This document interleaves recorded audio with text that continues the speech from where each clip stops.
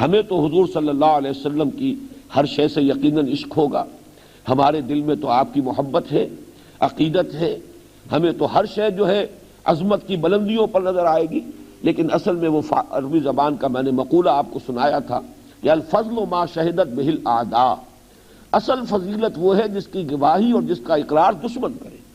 تو غیروں نے تسلیم کیا ہے کہ نبی اکرم صلی اللہ علیہ وسلم نے تاریخ انسانی کا عظیم ترین انقلاب برپا کیا۔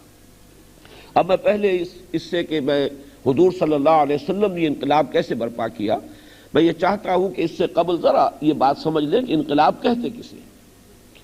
جیسے کہ میں نے مائیکل ہارٹ کا قول آپ کو کل بھی سنایا، آج پھر دہرایا، آج کا یہ تصور عام ہے پوری دنیا میں کہ انسانی زندگی کے دو گوشے ہیں، ایک انفرادی، ایک اجتماعی، اور مذہب کا تعلق صرف انفرادی گوشے سے ہے۔ جو سیکولرزم کا نظریہ آج پوری دنیا میں چل رہا ہے وہ یہی ہے کہ انسان کے لیے مذہب جو ہے وہ اس کا انفرادی معاملہ ہے، اس کو چھوڑ دیا جانا چاہیے ہر انسان پر کہ وہ جو چاہے عقیدہ رکھے، جس کو چاہے پوجے، جس طرح چاہے پوجے، اور اسی طریقے سے کچھ سوشل کسٹمز ہیں جس طریقے سے چاہے ان کو کر لے۔ مثلا یہ کہ پیدائش ہوئی ہے بچے کی تو خوشیاں کیسے منائے، اسی طریقے سے اگر کسی کا انتقال ہو گیا ہے تو ڈیڈ باڈی کو کیسے ڈسپوز آف کرے۔ یہ چیزیں جو ہیں یہ انسان کی انفرادی زندگی سے متعلق ہے، اس میں ہر شخص کو آزادی ہونی چاہیے۔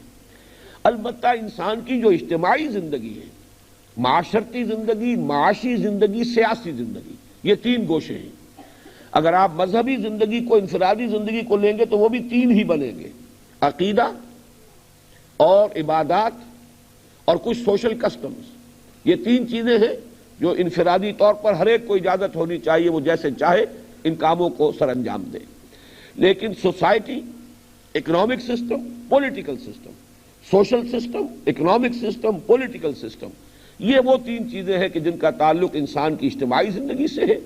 اس میں کسی مذہب سے کوئی سروکار نہیں ہوگا، بلکہ یہ تو انسان اپنی آزاد مرضی سے، اپنے نمائندوں کے ذریعے سے، کثرت رائے سے جو فیصلہ کر لیں گے بس وہی نظام اختیار کر لیا جائے گا، جو قانون بنا لیں گے وہی نافذ ہو جائے گا، اس میں کسی مذہب سے کوئی ریفرنس نہیں ہوگا۔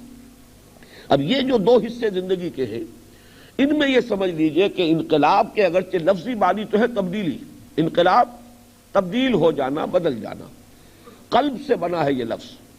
یہ قلب دل ہے، یہ دل ہمارے جسم کا وہ عضو ہے جس سے کسی کل چین نہیں ہے، یہ کبھی پھیل رہا ہے، کبھی سکڑ رہا ہے، کبھی پھیل رہا ہے، کبھی سکڑ رہا ہے، ایک حالت میں اس کو کوئی بھی چین والی کیفیت حاصل نہیں، بلکہ یہ کہ اگر کہیں اس کو چین آ گیا تو اس کا مطلب ہے کہ زندگی ختم ہو جائے گی، یہ ہر وقت بدلتا ہے۔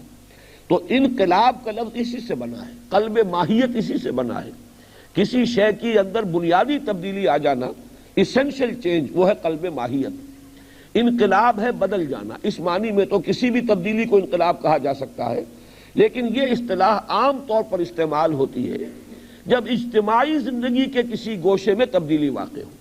جیسے فرانس کا انقلاب تھا، سیاسی نظام بدل گیا، بادشاہت کا خاتمہ ہوا، جمہوریت کا آغاز ہو گیا۔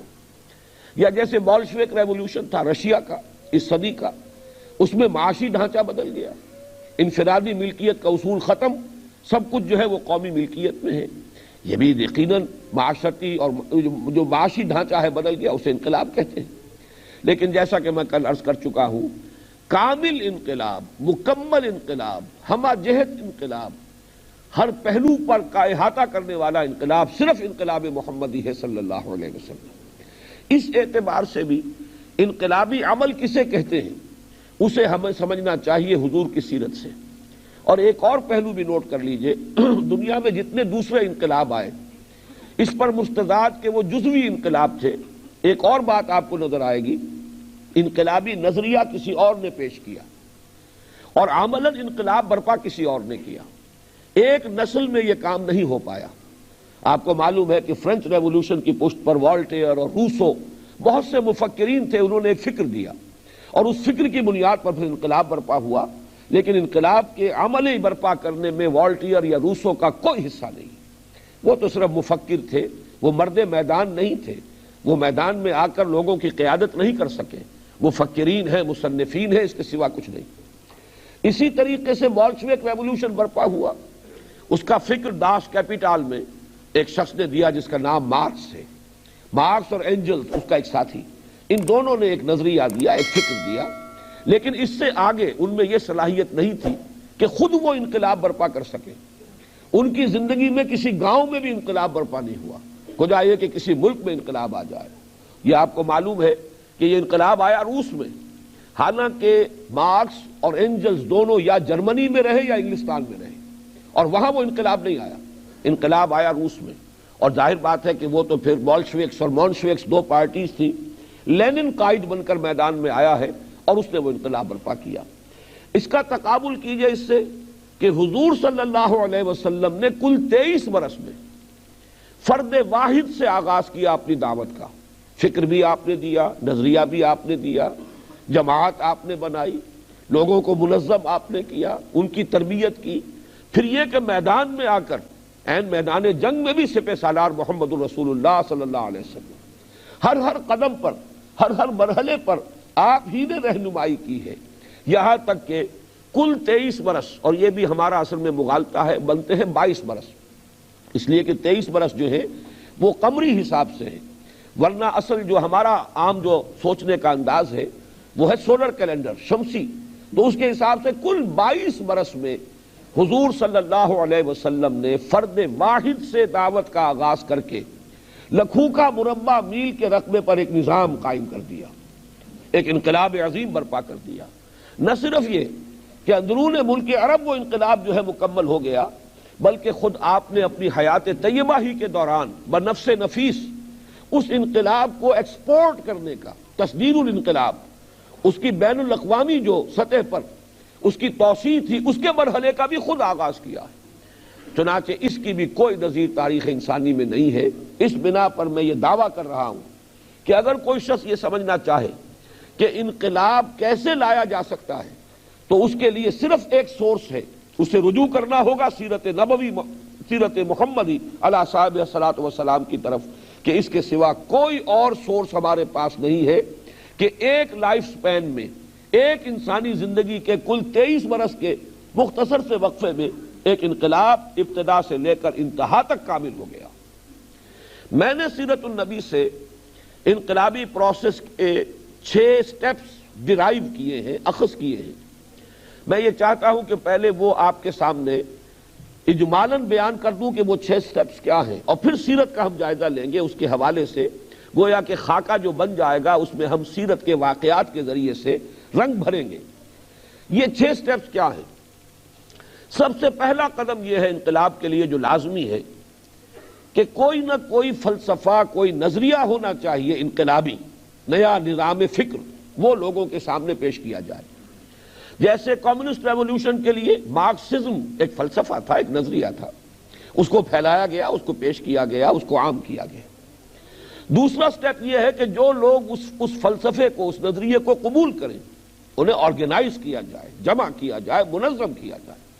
یہ تنظیم بڑی مضبوط ہونی چاہیے، اس لیے کہ انقلاب برپا کرنے کے دوران یقیناً ایسے مراحل آئیں گے کہ جن میں طاقت کا استعمال بھی ہوگا.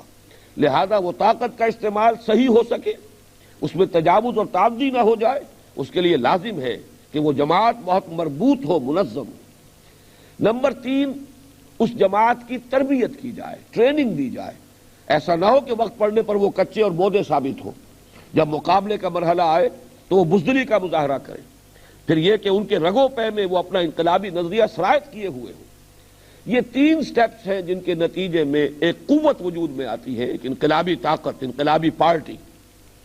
اب اس کے بعد مرحلہ شروع ہوتا ہے کہ وہ جو نظام پہلے سے قائم ہے اب اسے اکھیڑنا ہے اور اس کی جگہ پر ایک نیا نظام لانا ہے. تو گویا کہ تصادم ناگزیر ہے. یہ تصادم کا لفظ میں پورے شعور کے ساتھ استعمال کر رہا ہوں. انقلاب بغیر تصادم کے نہیں آ سکتا. محض مذہبی تبلیغ کیے چلے جانا ہو، جیسے کہ عیسائی مشنریز تبلیغ کرتے، ان کے پیش نظر کوئی انقلاب لانا ہے ہی نہیں. جیسا کہ میں کل عرض کر چکا ہوں، وہ تو سینٹ پال نے شریعت موسوی بھی ساخت کر دی عیسائیوں پر سے. کوئی شریعت ہی نہیں، کوئی قانون ہی نہیں، کوئی شے فرض نہیں، کوئی شے حرام نہیں. اس اعتبار سے کوئی نظام تو بہت دور کی بات ہے کہ کوئی نظام زندگی ہو ان کے سامنے جسے قائم کرنا ہو. انہیں صرف ایک عقیدے کی ترویج کرنی ہے، عقیدے کی اشاعت کرنی ہے. اس اعتبار سے وہ مذہبی تبلیغ کرتے رہتے ہیں، لیکن انقلاب لانے کے لیے تو نظام بدلنا ہوگا، اور جو نظام پہلے سے قائم ہے اس میں لوگوں کے ویسٹڈ انٹرسٹ ہیں، مفادات ہیں، مراعات ہیں۔ اگر سرمایہ دارانہ نظام ہے تو سرمایہ داروں کا طبقہ ہے، ان کے مفادات پر آنچ آئے گی اگر آپ اس انقلاب لا کر اس نظام کو بدلنا چاہیں۔ اگر جاگیردارانہ نظام ہے تو جاگیرداروں کو مراعات حاصل ہے، مفادات ہیں، ان کا ویسٹڈ انٹرسٹ ہے۔ اگر آپ اس نظام کو چھیڑیں گے تو ان کے مفادات پر آنچ آئے گی، وہ تو یقیناً اس کی مزاحمت کریں گے، وہ اس کا راستہ روکنے کی کوشش کریں گے، اپنے مفادات کے تحفظ کی کوشش کریں گے۔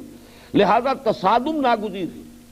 البتہ اس تصادم کے 3 مرحلے ہیں۔ جب تک انقلابی طاقت ابھی تھوڑی ہے، نفری بھی کم ہے، ابھی تربیت بھی پوری نہیں ہوئی ہے، جب تک کہ میچور نہیں ہے وہ انقلابی طاقت، اس وقت تک یہ ہے کہ انہیں ستایا جائے، انہیں مارا جائے، انہیں جیلوں میں ٹھوس دیا جائے، انہیں پرسیکیوٹ کیا جائے، ان پر ٹارچر کیا جائے، لیکن انہیں وائلنٹ نہیں ہونا چاہیے۔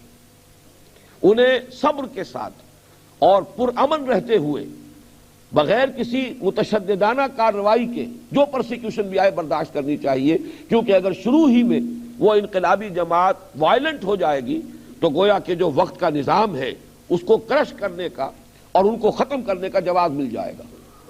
لیکن جب یہ محسوس ہو کہ اب ہمارے پاس طاقت کافی ہے، اب ہم اس نظام کو چیلنج کر سکتے ہیں، اب ہم اقدام کر سکتے ہیں، تو پھر کسی بھی ایشو پر بات جو ہے اس کو سامنے لائی جائے جس سے کہ ایک تصادم پیدا ہو بالفعل، اور اس کے نتیجے میں آخری سٹیج پھر آرم کانفلکٹ، مسلح تصادم، جیسے کہ حضور صلی اللہ علیہ وسلم کی سیرت میں بھی ہمیں نظر آتا ہے۔ جب وہ آخری سٹیج آتی ہے تو پھر 2 نتیجوں میں سے ایک ہوگا لا محالہ، یا تخت یا تختہ، یا انقلابی جماعت کامیاب ہو جائے گی، انقلاب برپا ہو جائے گا، یا یہ ہے کہ وہ اگر کمزور تھے، ابھی خام تھے، ابھی قوت کم تھی، لیکن انہوں نے بڑا قدم اٹھا لیا، چیلنج کر دیا، وہ کرش کر دیے جائیں گے۔ تو اس 2 کے سوا تیسرا کوئی امکان نہیں، یا تخت یا تختہ۔